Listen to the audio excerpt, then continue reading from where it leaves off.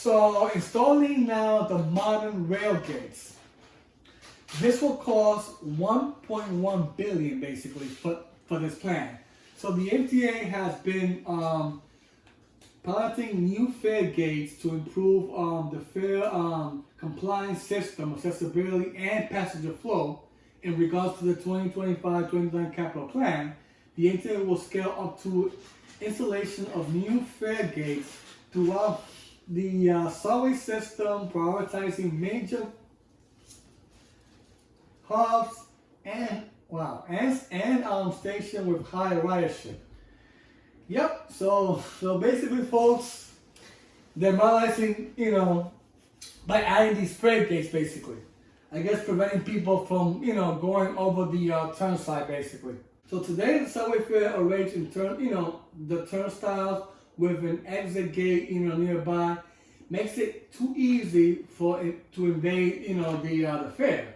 So they're also inconvenience to those who need more accessibility entry into those subway systems, right? So the modern fare gate will post the fare compliance, improving accessibility and providing other features that improve the customer experience. So the MTA will replace fare gates at most than 150 subway stations. Mostly on major lines, basically, they're gonna do it too. So, in regards to the growth of the our zero emissions bus fleets, right? So this budget will be about 1.4 billion, basically, right? In regards to the electrical buses, right? So buses already offer the amount of the green, the greenest travel options available, and a zero emissions bus fleets will make it even greener. This initiative is larger component to the MTA goal to reduce agency-wide operation emissions 85% by 2040.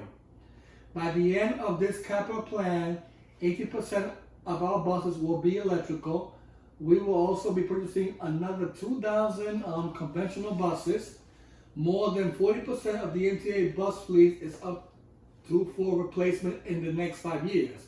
As the MTA continues to replace older buses, we are gradually increasing the number of zero emission buses with the goal of being 100% green by 2040.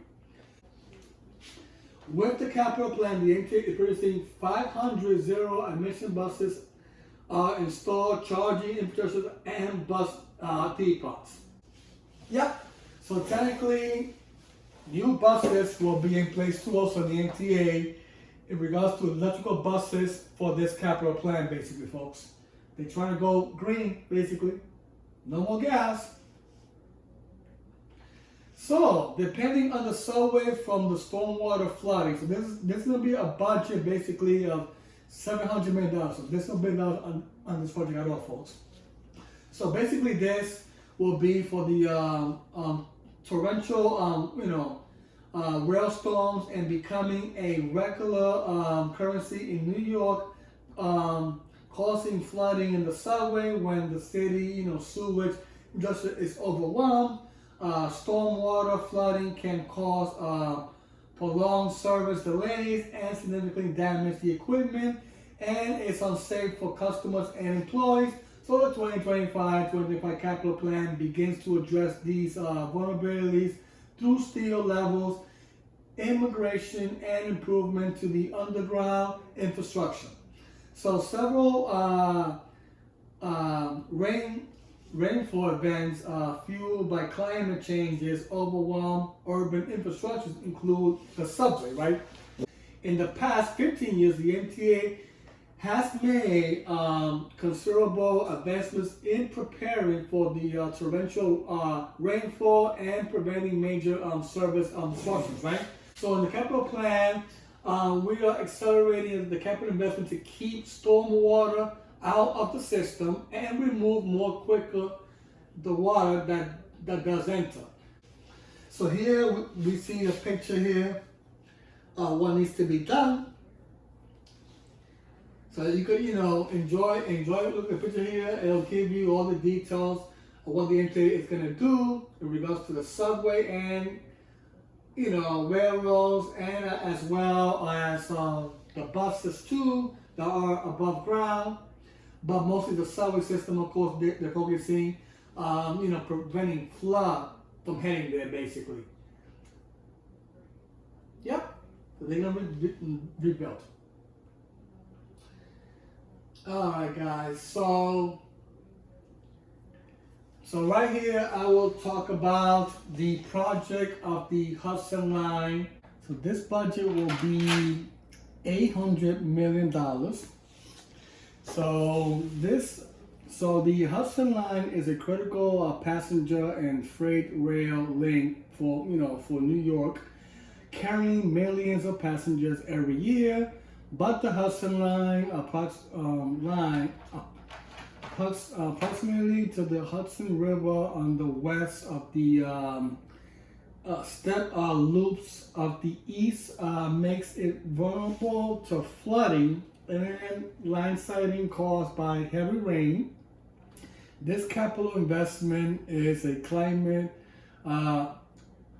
rebalancing upgrades to better protect critical Hudson Line infrastructure from sea level rise and intense railstorms. So the Hudson Line is a particular vulnerable to the stormwater and coastal flooding exacerbated by climate changes, of course. So the climate resilience investment in this capital plan will protect the Hudson Line service for decades to come. So right here, guys, this is like a picture in regards to the torrential rain and the tidal flood threat of the Hudson Line. So as you see here, you have the equipment damage risk, the flooding risk, the washout risk, the runoff from the adjacent properties, and the mall side risk, as you see there in the picture. And then the climate resilient project can reduce flooding. So the Pacific project measures to be adopted will depend on the localized conditions. So see, we got it there, another picture that's showing that, and I showed that big one there also. So see, you see the damage it caused, like you see that right there? So it's like that Hudson Line for sure needs a lot of repairs. I'll tell you that for sure. That railroad down there on the Hudson side. Yep, because you could tell by the shore, like you see that, look at that water right there. I mean, that could easily just wash that out with no problem. With no problem, you could do it. See, that's kind of vulnerable. I mean, dangerous too also, if you look at it, folks. And here we go about the MTA. If you guys want to read this, talks about the MTA executive leadership and the members of the board. These are all the names of the people here. If you guys, want to know their names, here it is, guys. So right now, I have concluded the capital plan of 2025 and 2029. So by looking through all this, guys, these are the plans of the MTA of the improvements they're going to do in regards to the subway system, the buses, the Long Island Railroad, the Metro North, as well as tunnels and bridges, police departments, and etc. There's going to be a lot of rehab going on for the next 5 years, and hopefully they're able to complete this project. Because I know right now we are in critical condition now of repairs to be made on every single area of the New York City transit system. And let's hope this budget of $68 billion works. So all right, guys, so stay tuned for more updates, in regards to our wonderful subway system, bus system, railroad, Metro North, bridges and tunnels. Remember to subscribe, like, view, watch, and share my channel with your friends and family, because the more support I get, the better content, folks. But I thank every one of you that have subscribed to my channel and support me, as well. Thank you very much. Hopefully you enjoyed this long presentation, which is probably way over an hour, which I probably have to break it down a little bit, the videos, you know, to avoid confusion, because it's very long. I mean, I went through the whole 119 pages, a very long presentation. I have never done something this long before, but I do it for you guys, you know, because you guys have been supporting me, you know, for this time, and I appreciate you guys. You're the reason why I am still continuing this channel. All right, guys. So see ya later. Hasta la vista, baby. Bye bye.